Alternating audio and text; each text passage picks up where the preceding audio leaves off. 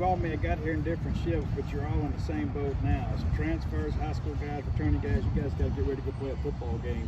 How ready are you to go do that? I mean, I think we're ready. We definitely need to condition more. Yeah.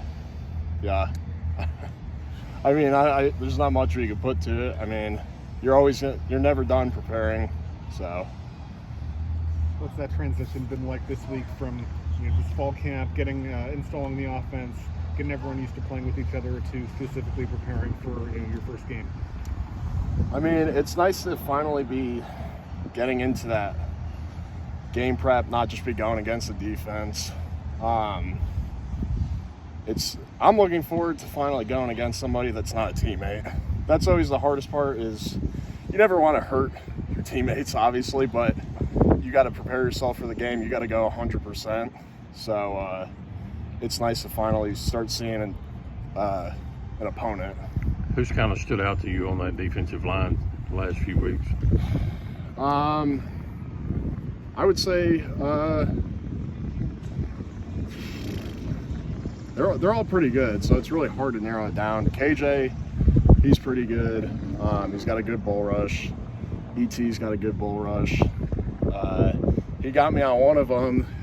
He went to go bull rush me, and they kind of teach you to like hop back on it. And for a second, I got to hop back, and I'm like, oh, I'm in the air right now. But we got a lot of strong guys, so I feel confident in our D line. What about the game day atmosphere at Mississippi State? I mean, you played a lot of college football, but nowhere quite like this. What have you heard about it? What are you looking forward to? I'm just looking forward to having a home crowd that's going to be the way it is. I've heard about the cowbells. Fans are crazy. Coming from G5, these were the games that were like, oh, I got to lock in. Like the crowd's going to play a factor in the game. And it's just nice that this is our home, and now we have an advantage with it. So it'll be nice. It'll definitely be a lot different. We average probably, 6,000-7,000 at Arkansas State. The numbers are going to say different, but I mean, we wouldn't even fill up our home side. So, which I mean, obviously, feel bad for those guys. That was a good program, and I mean, with Arkansas, there's a lot of fans in that town that the minute you lose a game, they're rooting for the Hogs. So that's kind of how it goes for G5. Obviously, you guys all know that Eastern Kentucky is going to be coming wanting to play hard and wanting to win the game. Yeah. Right?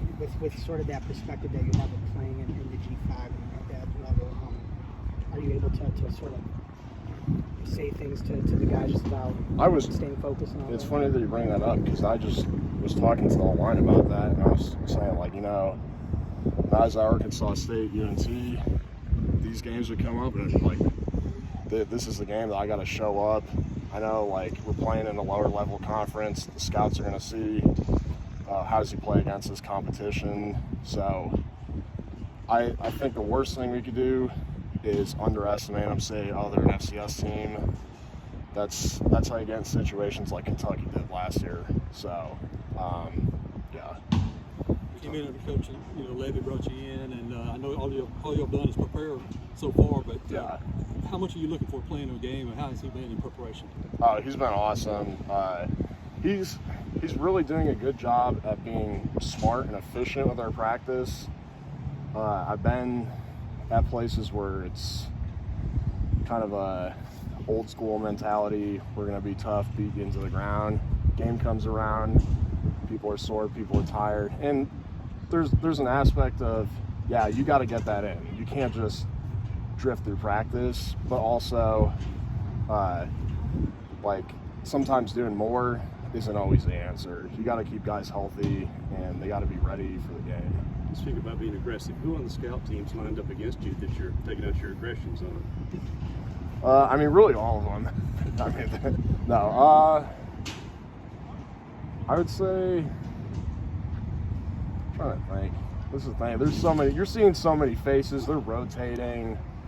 I'm tired, so half the time I'm not even paying attention. I'm just trying to go 100%. But they're giving you good looks you need. Yeah, for sure. Yeah, I definitely think that's an underappreciated thing is scout team. And that's the one thing that I noticed when I was at UNT. We had really good nose guards, and I was practicing against them every week. And when you're playing, you're tired, and you kind of want a guy that's not as good as you, so you just kind of go through practice. But in reality, you're hurting yourself. You need somebody who's gonna whoop you the whole time, and you're giving that effort for the entirety of practice. So. Some of the other guys on the line were talking about how you've sort of been a leader in some of the group activities, whether it's Bible study or meals and stuff like that. And Yeah. how's that been for you, just being with this group and sort of establishing yourself in that leadership role? I'm not a very vocal person. I don't know if you guys can tell when I do these, but I'm really limited in how much I talk, so I try to make my words count. And like the Bible study, that was one of those things that was really important to me. A lot of times you get in these situations, you're playing college ball, everyone wants to go to the NFL, and for what I believe, as a Christian, I don't believe in prioritizing that. Yes, it's important to me, but I have a bigger purpose in my life, and I just think that this is what God's will is for me to do, so I'm going to do it to the best of my ability. But I think it's just important to realize, because you never know when the game's going to be done. You go blow your knee out, career's done, and you just made your whole life football. Well, it's not going to be good for you after that. You're going to fall into depression and stuff like that. So that's the main thing that I've tried to talk with the guys about, and not to just undermine the sport by any means, but just so they understand there's a lot to life, and football will kind of guide you through that, and it's going to help you in your life. But We just got through talking to Hunter Washington. What kind of leader has he been? I know he's on defense, but just talk about you coming in and how much you look to guys like him. I know the guys love him.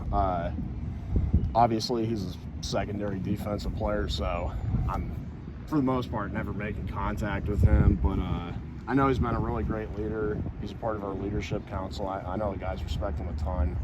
So I definitely think he's doing a good job filling that role. So Appreciate it.